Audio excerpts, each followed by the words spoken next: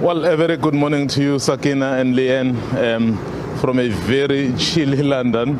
Well, this time of the year, it's very chilly here. Anyway, their winters are not like ours. But of course, despite all of that, so we have to soldier on. And as you've said, the president is here, is in London, so is expected to undertake that important state visit at the invitation of the king.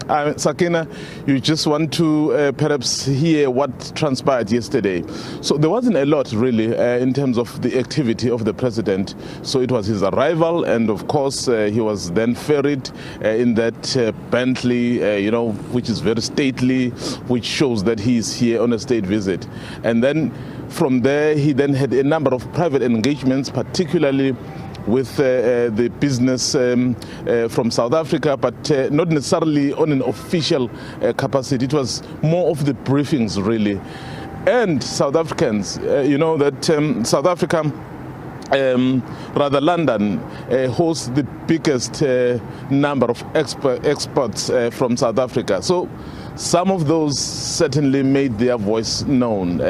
You guys are going through a number of challenges that side in terms of the load shedding, and so they came out mainly aligned to the official opposition, the DA, to say, Mr. President, what are you doing here? You've got to be home, you've got to be fixing the difficulties. So they came out at the South Africa House at Trafalgar Square, where he really was having some briefings with Team South Africa. So that basically what summed up the day yesterday. So he arrived, South Africans, of course there were those who were very happy to say he's coming here to look at the issues of economic integration, particularly the issue of energy. In fact, I was perusing some of the newspapers and local channels here.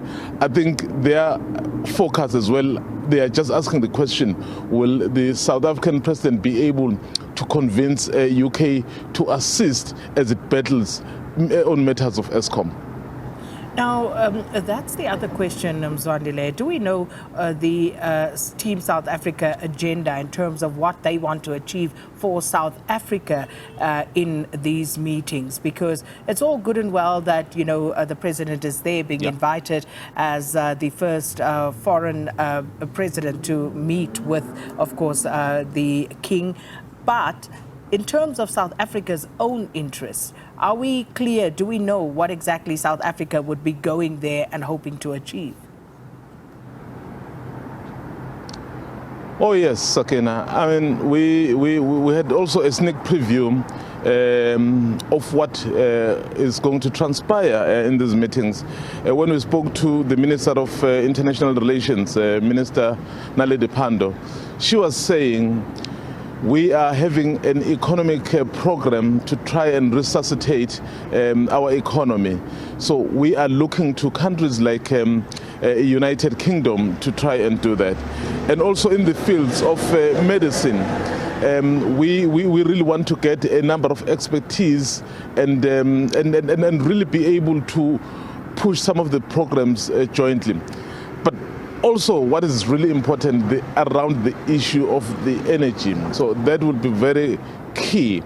South Africa needs alternative sources, needs support, and also, as we have taken a decision that we are going to be moving into just transition. So UK is one of the countries that have pledged that kind of support. So you coming to that country face to face to say, I am in trouble with my own situation back home. I'm battling electricity. I need to speed up this. You have promised support.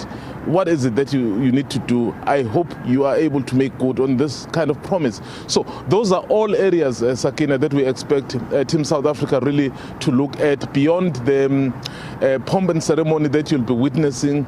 But there are issues that will be discussed when he meets the British Prime Minister and later on address the business forum. So many questions and answers yet, Mzwai, to be asked, because in terms of, the energy project, as you point out, are we looking to get more loans? And if so, why? Do we have a clear appraisal of what other loans have been used for, how they've been used with regard to that particular objective? And also, you know, you talk about business and trying to spear some impetus into that particular aspect. But if you look at that, the same delegations, business delegations, and I always ask this because I'm very curious about these delegations that accompany the president and other high-profile government officials. How do these delegations vary from one trip to the next? Or do we have a common set of business people who are always accompanying these delegations? I think this is how the delegation gets structured, Sakina. You then, if you pick a state visit or the official visit, depending on the country you are going to. For example, the president went to Saudi Arabia last month. So there, the energy issue around oil was quite huge and topical. So the kind of delegation that would accompany him to go there would be those who would be more interested or with the know-how around the issues of oil. And of course, they are assisting us, the Saudi Arabians, by building the biggest solar power plant in the Northern Cape. So that would be the kind of delegation. So you come here to the United Kingdom. We have just spoken about the issue of the just transition. In fact, this country has also pledged to assist South Africa in terms of contributing to that $8.5 billion.